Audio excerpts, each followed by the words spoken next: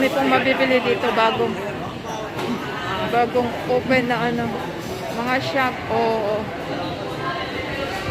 Newtown Plaza. Hindi po ito sa Newtown Plaza. Ang daming bakery dito. Yan. O, diba? Balak kami ni Grandpa. Yung kambal ko lang ang dala ko. Yan. Yan. Dito kami sa bagong bukas na mall na ginagawa dito sa Shatin. Oh. Yan.